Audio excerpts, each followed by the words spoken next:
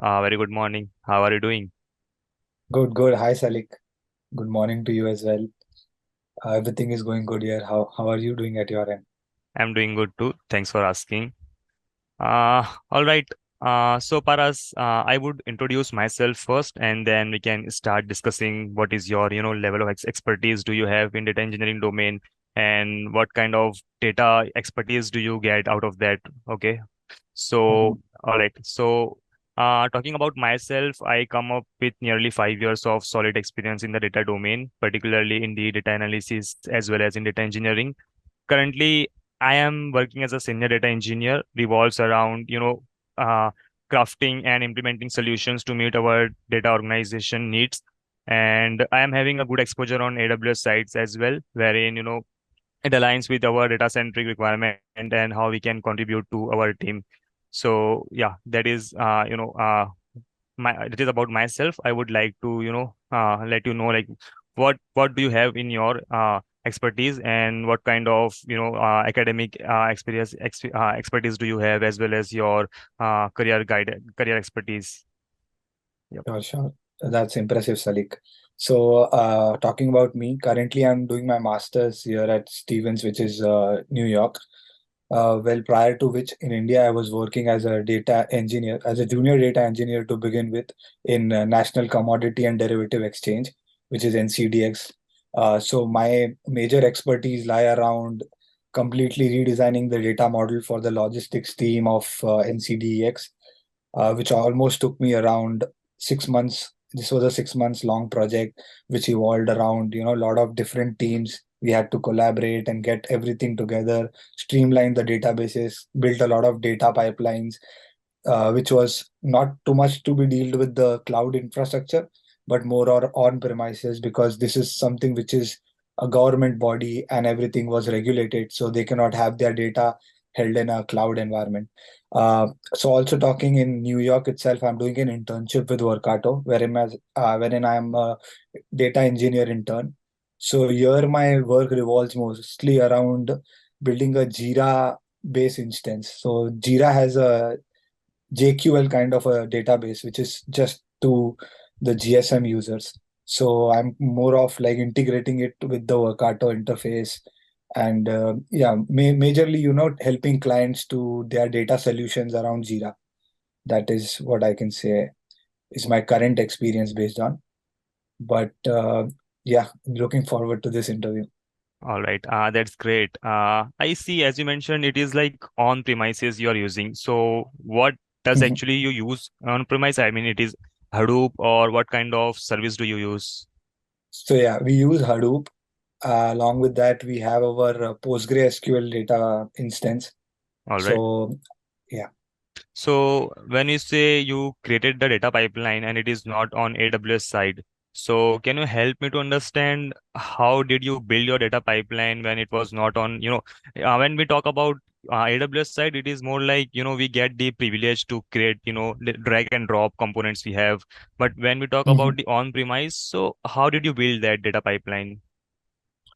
Yeah, so the initial problem that we had was there were a lot of different teams which were contributing individual files to the logistics team, which logistics team had to then analyze and process and create different kind of reports for measuring their profits and measuring their stocks and how much of the collateral is left, how much of the collateral has to be delivered. So everything took a lot of manual effort. So Mm-hmm. with by talking about data pipelines, I mean that all these teams which were manually trying to place files in a particular folder, and then the logistic team used to, copy those files, put it in another folder, copy the data, the CSV data into an Excel sheet, work on the Excel sheet manually for hours. So this all took a lot of man hours, like 5 to 6 of man hours of maybe 2 to 3 people in their team. So what I did was I created PySpark code lines, which actually, automated this file to be dumped in a particular location. And once these files are dumped in that Uh, database with a slow changing data schema of type 2, in which, the end date and the start date was maintained for the master data. And similarly for the transaction data, we had a completely historic records which were saved. So doing all this together, we also created a lot of stored procedures. So stored procedures are created in PostgreSQL actually, and these stored procedures did the actual reporting work. So everything which was done manually was completely automated, and of course we used certain other tools like Airflow, and I don't remember actually, it was Terraform, something like that. Yeah, Mm-hmm. Terraform which is is used to build your infrastructure as a code. So correct, okay, correct. Yeah, sounds good. So since it is your OLTP system, as in you are yeah. using transaction data, so Transaction processing. you must be dealing with data warehousing as well. Yep, I did deal with data warehousing. Or okay, so in data warehousing, do you have any idea of, I mean, what is dimensions and what is fact? Yeah, of course. The facts are basically the quantifying data, which I can summarize them as, while while dimensions are quantified data and facts are some details around the data. So talking in more detail about them, I can say if we are dealing with the store database, so the product ID, the sale ID, all these IDs will be the facts, and the product price, the date of the transaction will all come in inside of a dimension. Okay. Yeah, right. Okay. Maybe it is more slightly, vice versa, I believe, because Oh, when we say fact, so it is more like what fact values do we have? So let's say in your case, if you mhm, want to have the monthly sales or weekly sales or yearly sales, so in that case, mhm, your dimension would be your month, week, or year, wherein your fact values would be what is the sale of that year, or for what is the sale of that month, and what is the sale of that week, uh, right? So it would be like correct. that. All right. I Oh, got your, exactly. approach. Yeah. It is going right in the way. All right.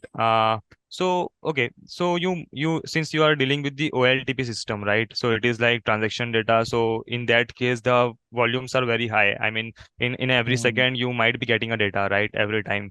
So how do you handle there might be some fields wherein it is, having chance of change in the future, right? So how do you deal with the SCD and its type?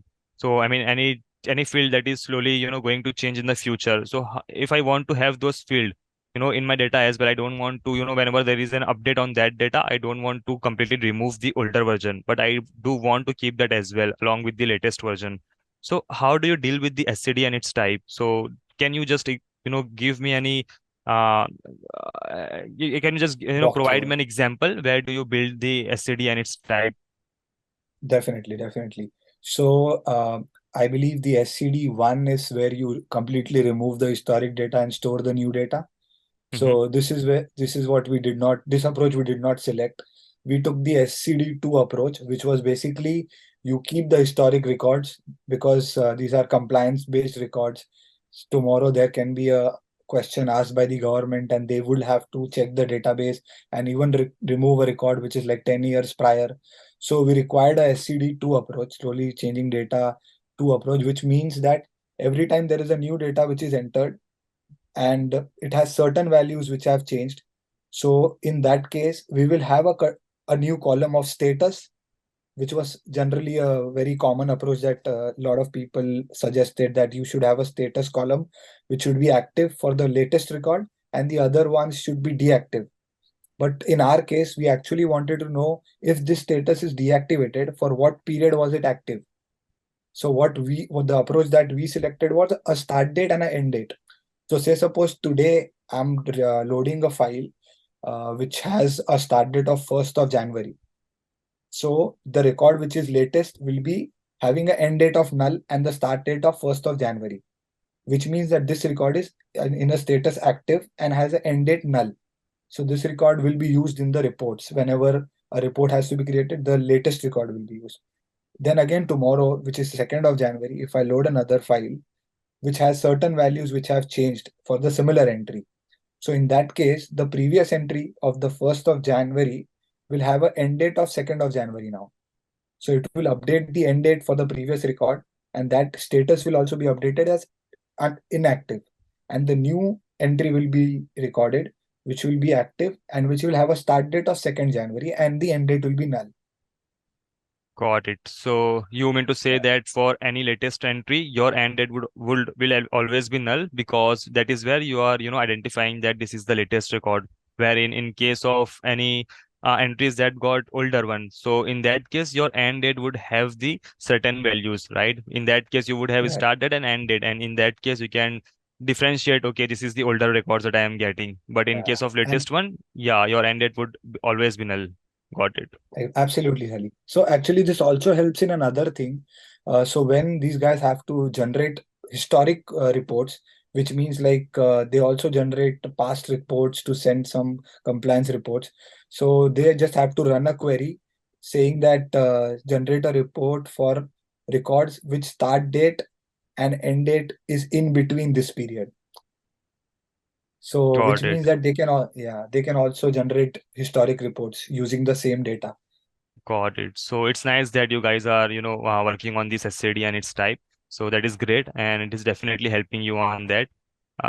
Okay. So I wanted to deep dive more onto that concept. I just wanted to know, I mean, do you have any understanding on how many types do we have in data modeling? Data modeling. So Mm-hmm. yeah, I understand that there are three major types. Conceptual data modeling, Mm-hmm. then they have a physical data, no, logical data modeling, and then a Mm-hmm. physical data modeling. So Correct. conceptual data modeling is just basically the meaning of the data, which gives some semantics of the data, not really diving deep into the details. But the logical data modeling is more like having the names of the entities, the relations, not the relations actually. Yeah, also relations, columns, and key values, primary keys, foreign keys. Those things are also inside the logical. While the physical data modeling is where you actually give all the details of where the data is stored and how it is stored. So Got something it. around that. I might be Okay. wrong here and there. I'm sorry Mm-hmm. about that. No, no, that is fine. Okay, so when we say data modeling concept, right? So you might have heard about the star flake, snowflake schema, as well Yeah, as you yeah, yeah. might have heard about ER diagram. No SQL. Yeah, Correct. all Yeah, of yeah. these things comes into handy. So if I am a fresher, so how would you explain me like what is, star schema, snowflake schema, what is ER diagram? I mean, how do I understand, what are these terminologies as a, someone going into the data domain? How would this help me to understand what is ER diagram? Like, can you just explain me the, a high level detail on top of it? Yeah, okay, absolutely. So this was same question that I had when I started to work, and somebody gave me a big sheet of paper with the diagrams of all the tables, and I was like, "What is Yeah, this?" So at that time, I asked this same question to my project manager, and he explained me in this way. He told me, think of it as a project in which you are trying to see where the kitchen is, where the hall is, and where the bedroom is, and you know how this everything is connected from the hallway. So generally speaking, when you are trying to be a business analyst and you have to take some inputs from your business users, so you try to record everything in a non-technical manner, and then you have to write it down in an ER diagram or create a ER diagram which you can use to show your technical team that this is what we want. So ER okay, diagram is basically taking a non-technical input from the business users, converting into a image, and then submitting it to a technical data warehousing team or data engineer.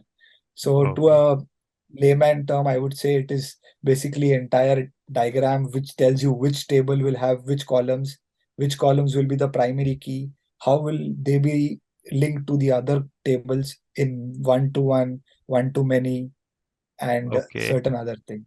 Yeah. So if I understand correctly, it is like we are organizing the how the data would be, right? The way we are going. I mean, if I get any requirement from the team that I want to build this, application. So as a data analyst or as a data engineer, my task would be to first understand what are the tables we are going to have, what are the fields inside that table we would be having, and what is the schema of that column, and then how it Correct. is being mapped to another table. It is like, as you mentioned, one to many or many One to to one one. relationship.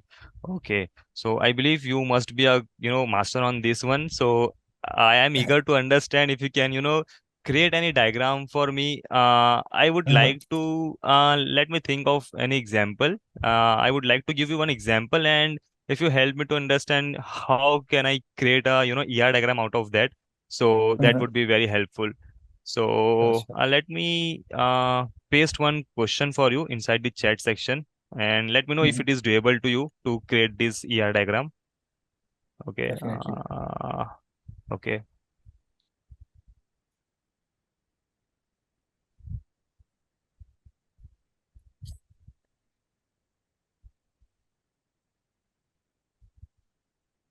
Let me know if you So get to see my question. yeah, I got it. So it is All right. designing a database for a social media platform to manage user posts, comments, and likes. Yeah, so Okay. yeah, Yeah. the reason I have given this problem, it is like it is Uh, understood to everyone, right? Like every day uh, we go to social media, we see that we are liking every post, and then again in the next day we are getting the same, relevant post out of it. So correct, correct, correct. as a data engineer, how would I design this kind of system wherein I am a user, and I am Yeah, interacting to the social media? How would I design this kind of concepts as a data engineer in a data term? So if you help me to create some, diagram out of it, that would be helpful. definitely. Yeah, sounds interesting. So what I can think of is straight away is that let's Mm-hmm. consider four tables: users, post, likes, and comments. So users and post will be one to many relationship, as one user can have multiple posts. Okay. Uh, yeah, and user and like will be 1:1, since one user can only like one post one Okay. time. Yeah, Okay. and similarly, user to comments would be one to many, since one user can have multiple comments on one post. Correct. Okay. Yeah, That makes sense. and Mm-hmm. yeah, and yeah, similarly, a post to a like will be 1:1, and a post to a comment would be one to or many to many. Many posts. Oh, let me think about it. Post to a comment would be one to many, right? Post to a comment. How do I like? What are we talking about here? Post to a comment, as in? So one post can have Mm-hmm. multiple comments. Okay, so you are saying that Uh, we are also having one table for post that would contain all the correct. comments, all the likes. Okay. Yeah, yeah, yeah. So Mm-hmm. post ID and maybe user ID. Yeah, yeah, something like Okay. that. So yeah, if you don't mind, I start building one in app. I basically use Uh, a okay, okay, that would be great if you can share your screen and just start working on this one along the way. So it would be helpful to me as well.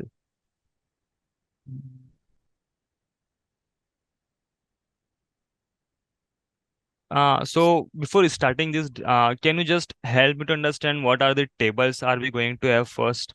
How yeah, many tables will you be having and what are those tables? definitely. The four tables that I will have is comments, likes, post, and users. Uh, Okay. yeah, that is what I'm thinking. Uh, Users, comments, likes, and posts. Okay. yeah, user ID. What else can there be? There can be password cannot be maintained here. So yeah, username and Mm-hmm. user ID is the same thing. So I'll have his email, his name. Yeah, these are all the things that I'm thinking of right now. Yeah. Then I have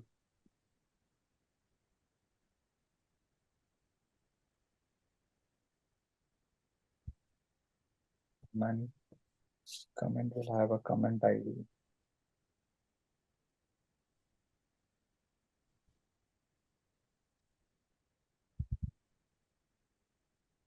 Which user ID did the comment? Which post had that comment? Okay. Yeah. There will be a more few like what was the date at which the comment was done and other things, but those don't seem relevant now.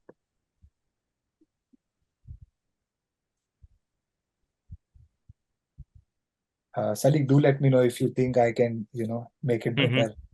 Sure.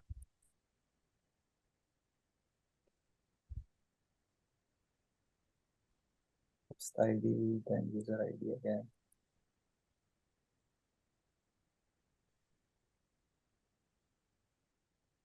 What else can I think of?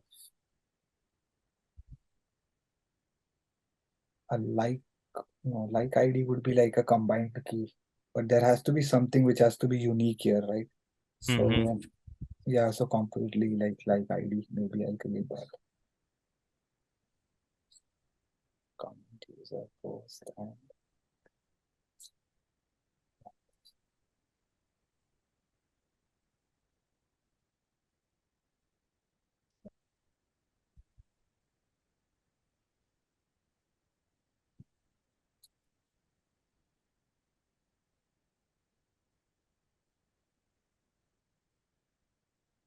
this will also have the like count and everything.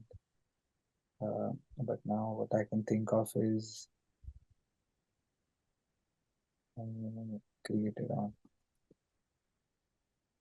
Yeah, so I think post will be on top and I would create.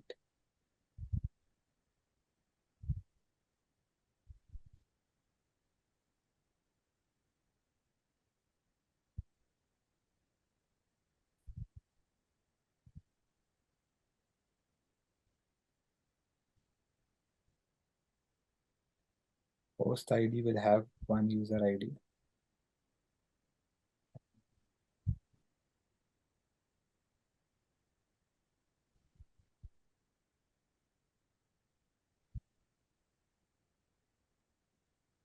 One post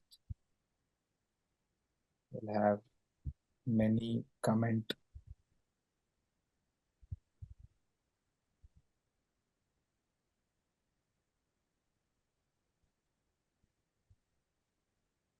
Only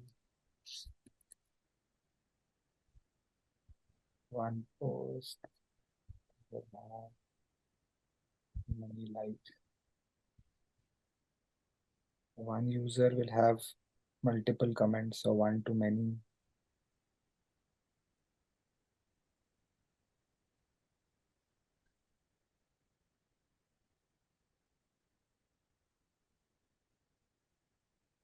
One to one for a user and likes.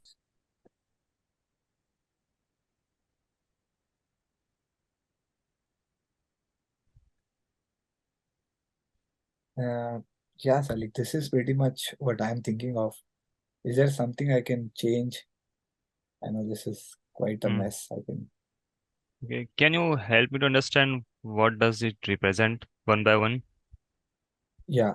So from the post, I think post has one to many relationship with the likes, which means that every post ID will have multiple likes, like multiple like IDs will be involved in that Okay. post.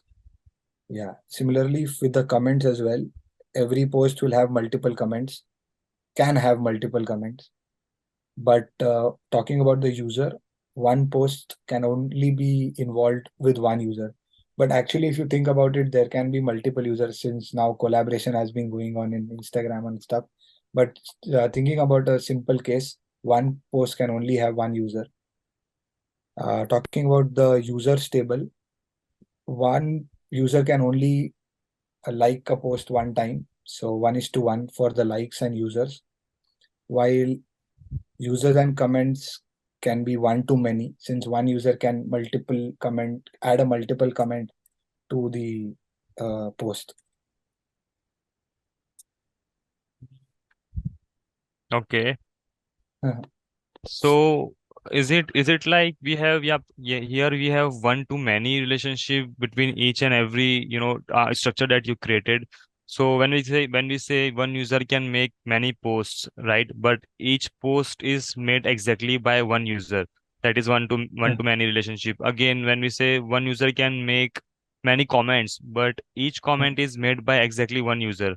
Similarly, we have one to many relationship, right? And when we are talking about user like, so it is like one user can give many likes, and each like is given by exactly one user. Again, one to many relationship. And similarly, on the post comment side as well, one post can have many comments, right? But each comment is belonging to exactly one post. I mean, that is one to many relationship. So here I'm seeing all of this, yeah, in a one to many relationship. Uh, do you have an example where we can say it is also like many to many relationship or one to one relationship? one-to-one with the likes, I think because I thought that every user will only like a post one time.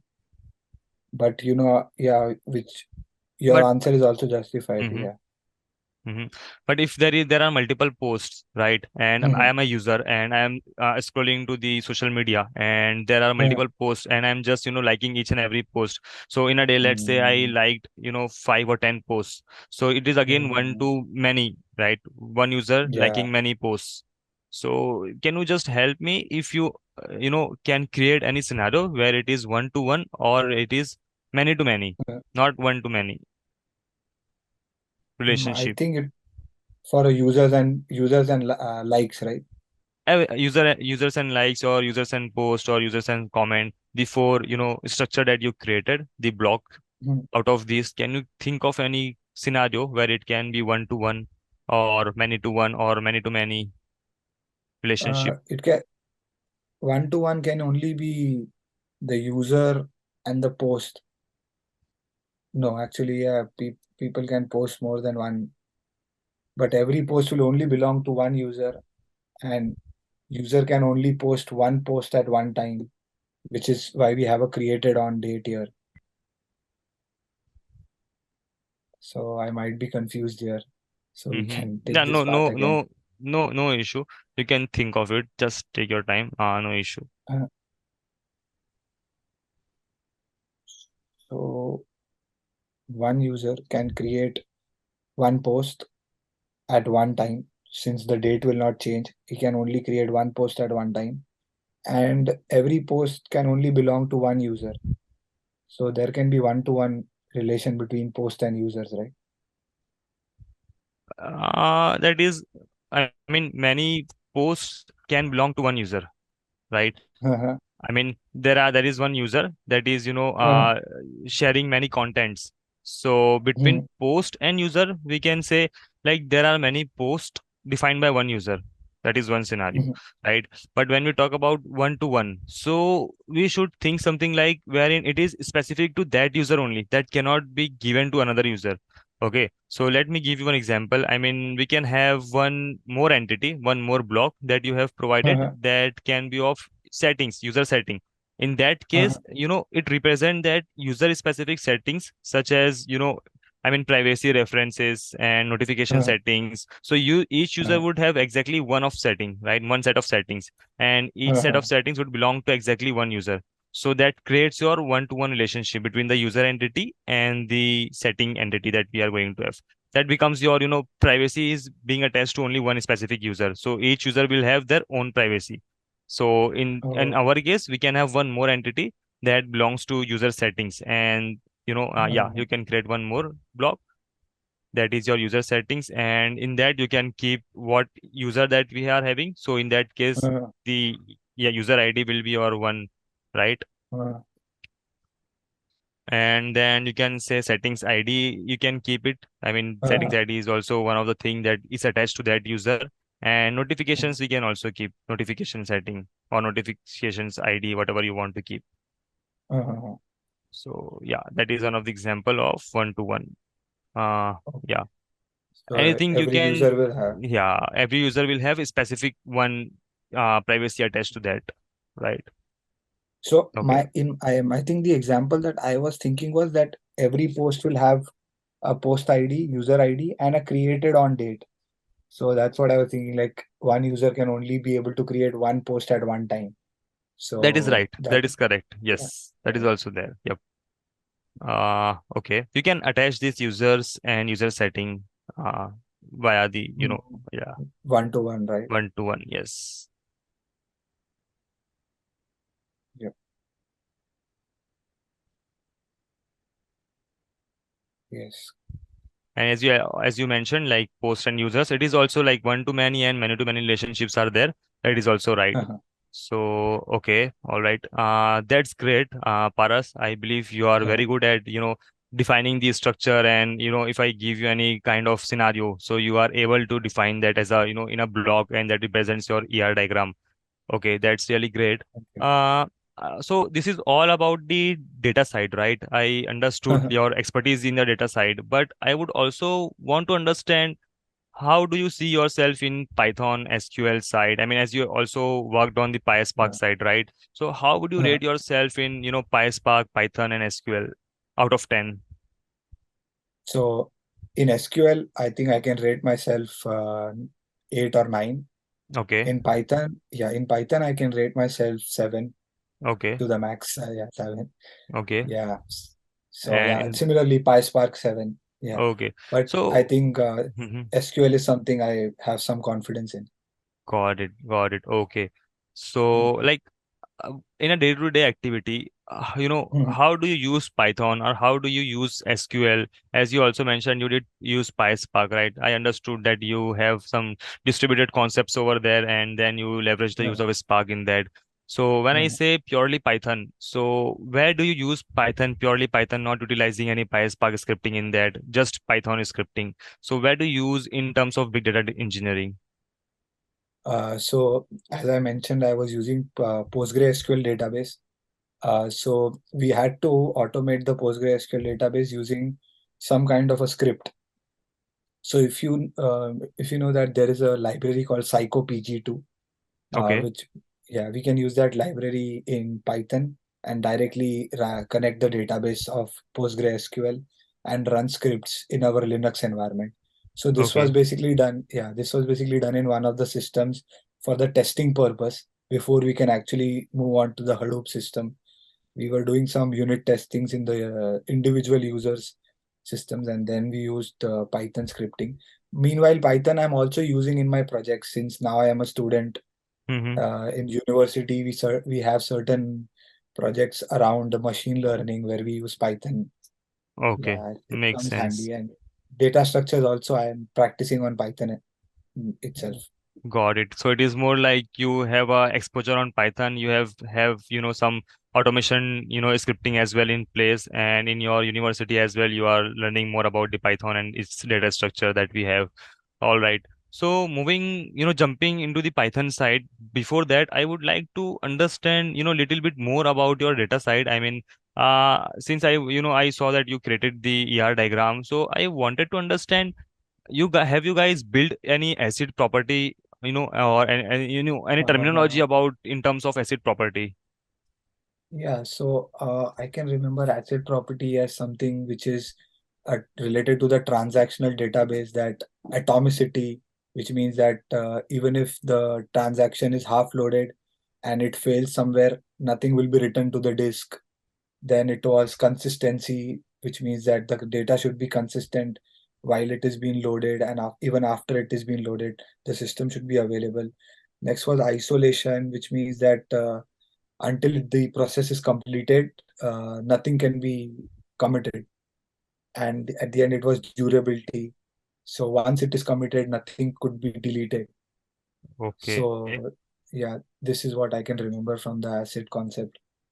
get it. Okay, so you guys had this acid compliance in place as well, right? And you guys make Yes, sure that we yeah, are consistent with all the terminologies that we have, building the pipeline and deploying the yeah. data.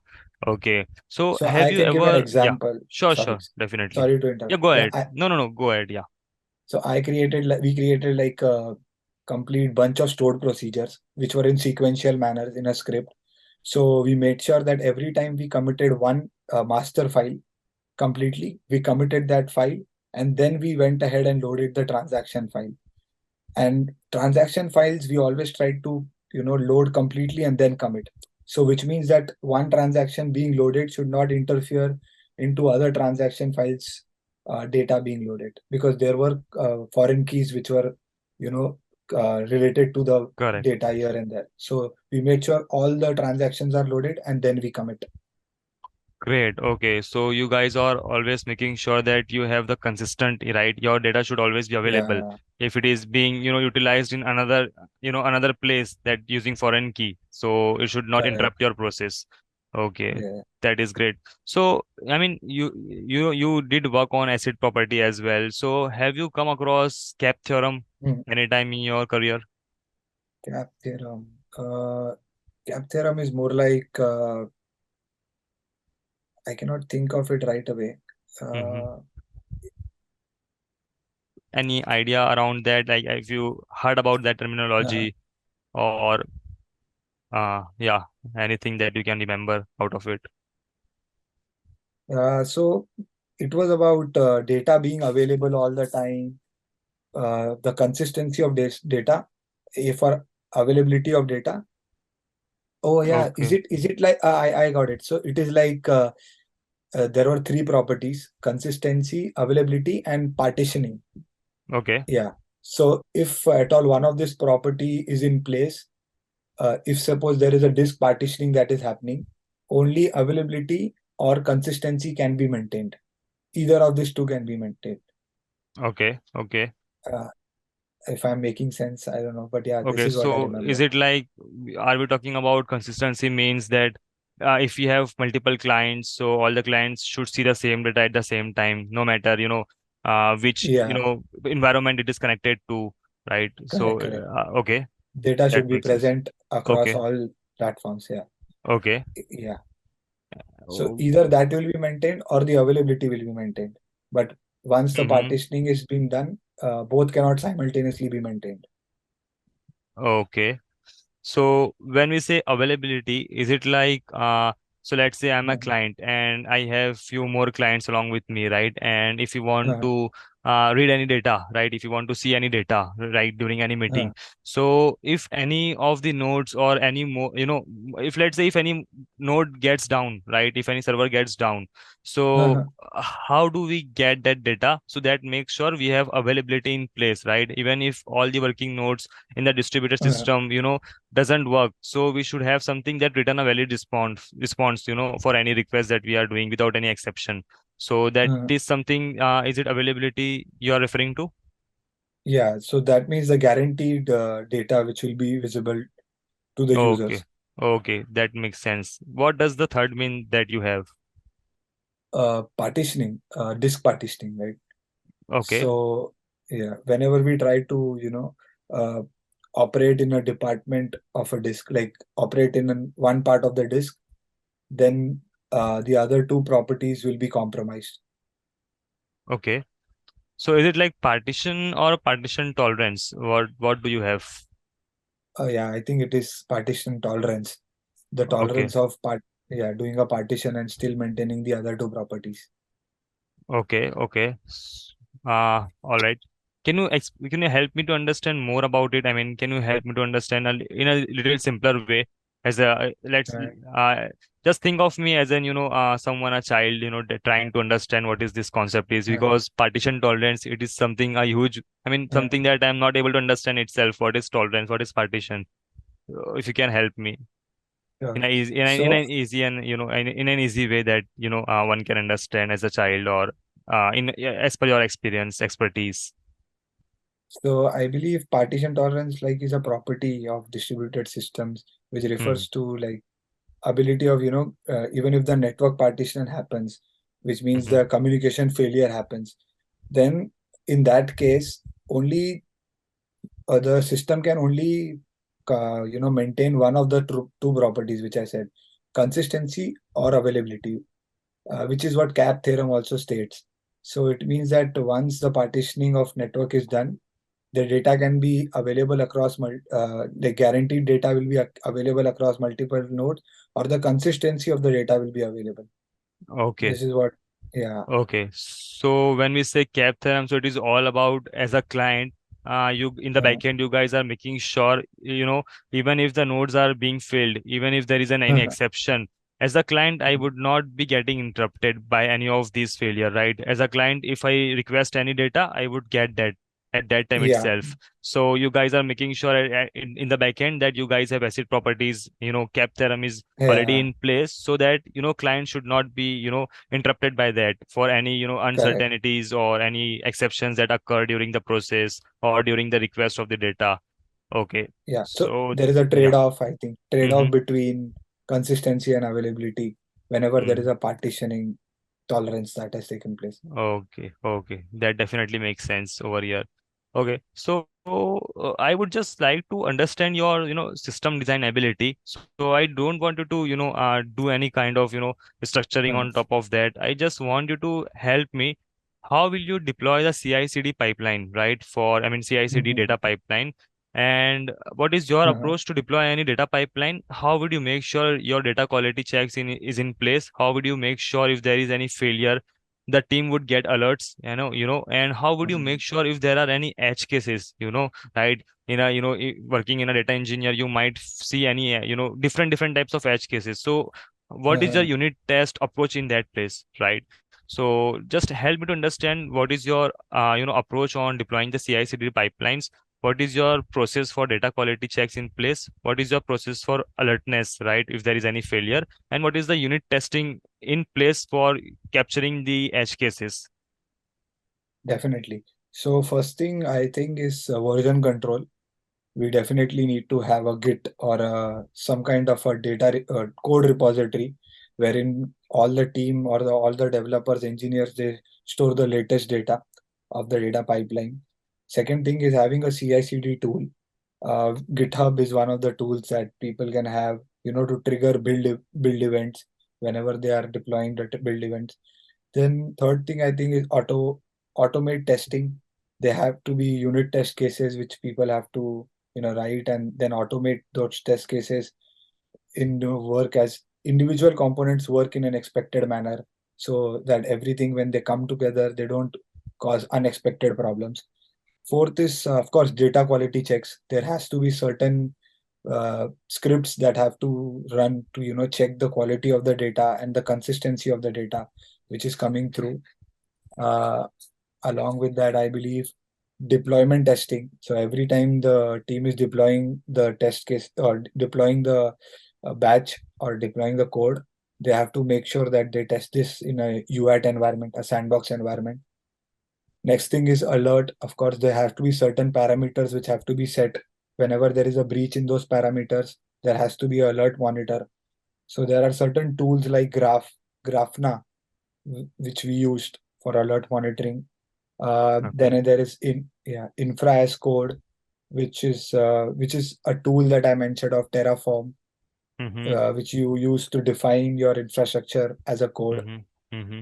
Along with that, integrity of data catalogs. You have to have certain CI/CD rules in your data set that certain engineers are only allowed to commit changes. Certain engineers can only view changes. There has to be some security rules. And next thing is continuous improvement. Like whenever you, at the end of the month or end of the sprint, as a team, when you sit together and you found out that certain problems appeared during this sprint, so you need to keep changing or keep making some changes to your system so that these changes take place, some positive action. Okay. So, okay, if I summarize your, statement, so it is more like if I want to deploy any data pipeline, so the very first thing is that I need to make sure we have some, Git in place so that the latest codes are always, deployed, right? So whenever, Uh, let's say I am having Bitbucket or any uh, GitHub, something like that for versioning control, right? So the correct. latest codes can always be deployed, right? Once the codes Uh, are there in the pipeline, what we can do now, the next thing is CI/CD. So what it would do, it uh, would capture the changes, whatever latest code you are deploying, it would capture that and deploying that, right? And then you correct. mentioned Yeah. like automated testing, unit testing. So that would help Uh, me to have any edge cases catch already, right? So it is already part correct. of the data pipeline, right? As you mentioned. And the next Uh, thing you mentioned is data quality check. It is again something that we can, have as part of automated unit testing. And then you mentioned about sandbox. So sandbox, it is like we should have proper testing in place already before, deploying everything into productionalize, right? And as we talk correct. about the Correct. alertness, as you mentioned, so Grafna. So what it is more about alertness, it is like we get any kind of notification whenever there is an Mm, failure in the script or when we succeed with the data pipeline. So do we get any mm. mail or message out of that? So what we used to do is we used to create a trigger, like a parameter, like say suppose if this value exceeds to 100,000, then send an email to the Okay. data engineer, chief data Okay. engineer, that this has Mm-hmm. been a case in which the batch has failed. This was the Mm-hmm. reason. So Got the it. parameter failed. Yeah, Got it. So it is more about sending an email whenever there is a certain conditions correct. hit. right? And then we have this Terraform to, have everything in a, like, I mean, all the codes can be, built up as an infrastructure, right? So whatever we have written, Definitely. it would be, loaded into the infra side so that we can see every time what we have deployed. So, Right. and then the permissions and securities are there. That is the main important step, that specific users will have specific permissions, right? And then Hmm. continuous improvements is already there. Okay, that makes sense. So, that would be helpful totally for anyone, working on the system design part. Okay. So let's quickly jump onto the last topic. As I mentioned, it is like the Python, that I quickly wanted to understand your level of expertise in Python as you Uh-huh. rated yourself in 7. So based on that, I would like to provide one case, Python coding that you need to perform. And even Uh-huh. if you not able to perform that, that is fine. I just want to understand your approach. How would you react to that problem, and how would you, as someone stating 7 out Uh-huh. of 10, how would be your Uh-huh. approach to understand that problem? So let me quickly get that question for you. I hope it's something I can do. Yeah, yeah, no worry. Even if you don't, solve that problem, that is totally fine. I just want to understand your, way of tackling that problem. So I will paste that down in the chat section. And you can share your screen, or you can use Google Colab or any IDE that you have. So the question states that as every there are like opening and closing brackets of various types. The Mm-hmm. regular one, the squared opening bracket, and the curly opening bracket. So Correct. how to this? Yeah, as So, every opening bracket has its corresponding closing bracket, match parentheses are in correct order, hence they are balanced. Balanced. Okay. yeah. So So, yeah, basically every what, time, oh, yeah, sorry. Okay. yeah. Just I want to just elaborate more on it, like what it is going to be. Uh, So it is like you have been provided with the brackets, right? And it is having uh, curly braces and square braces, and then you are having round bracket, right? So uh, if you have opening round bracket, then it should always be closed by the closing round bracket, right?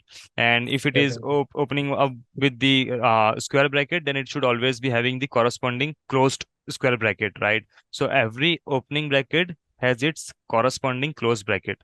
So that is the way. So I Correct. have provided two samples, one is string and another, string. One is Mm. the true output and another one is the false output.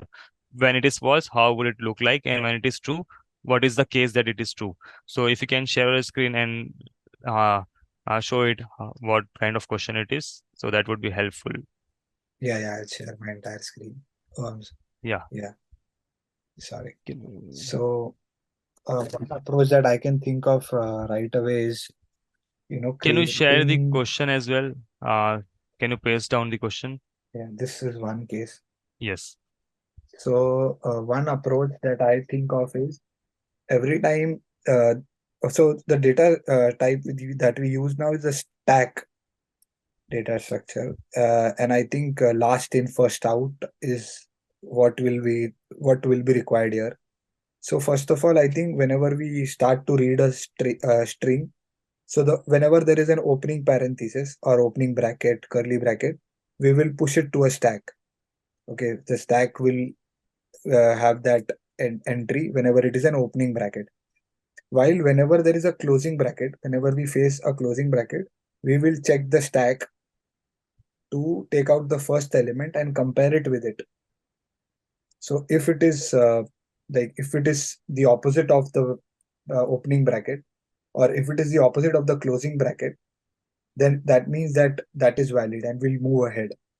So like this, if we keep going and at the end of the string, the stack is empty, which means that all the closing brackets have found their opening bracket, which means that it is a true valid string. This is one Okay. approach that we can do. Yeah. So to code this, I think Can you also paste down the second, instance that I yeah, have okay. provided you? Yes, yes, right here. Yeah. Oh, so I'll call it here. So, firstly, let me define.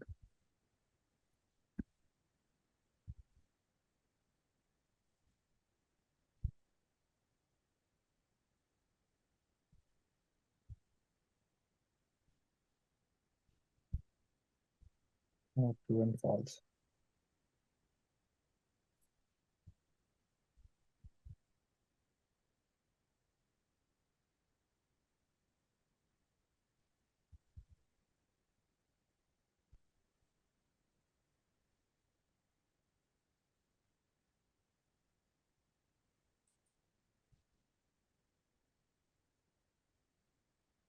Make this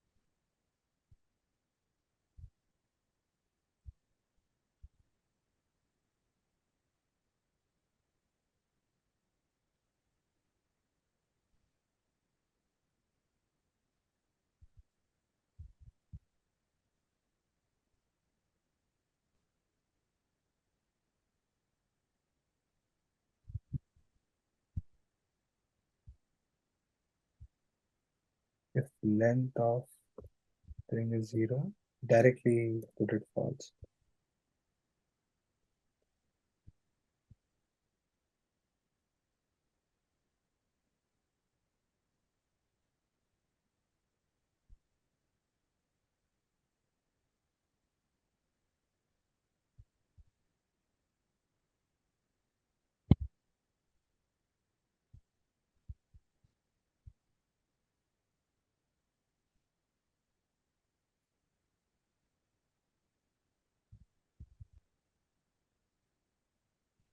Which means we take the first element from there.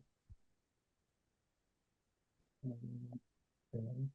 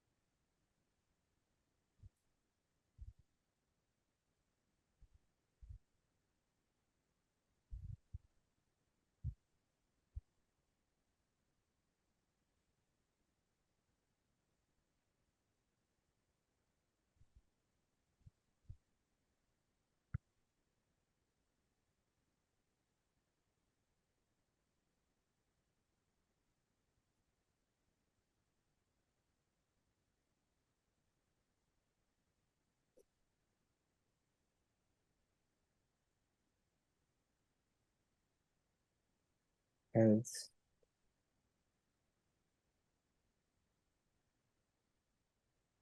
But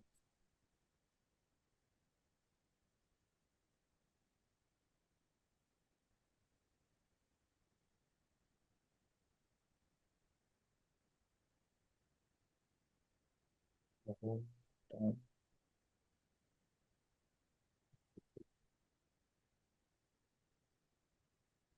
we'll check the length of string if it is empty. Yeah. Hmm. Okay. So Okay. can you help me to summarize this quickly? Yeah.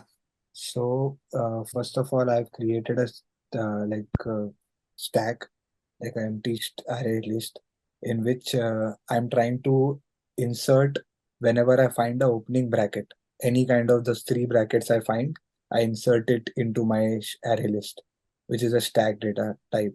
And then otherwise, if I've put a case in which the length of stack is 0 and we've iterated through the entire string, which means that there are only closing brackets and no opening brackets, then we directly return it as false. And the next stage is where we try to pop the first element out of the stack, and then we compare it with the closing bracket. So every time the closing bracket has an opposite of it in the stack, which is the first element of the stack, and at that time we pass it to the next element of the string, and this continues until there is nothing left in the string. And at the end, when the length of the stack is 0, then we return true. Otherwise, if there is something in the stack, then we return a false. Okay. So, okay, in your case, you are going with in the end, if after we moving out of all the string, if the stack is empty, then that is the true value. If it is not empty, then definitely it is invalid. Okay, that makes Correct. sense. So it is Yeah. like okay, so it is like if it is not the opposite pair of the closing bracket, then you are returning false. Okay, Yes, correct.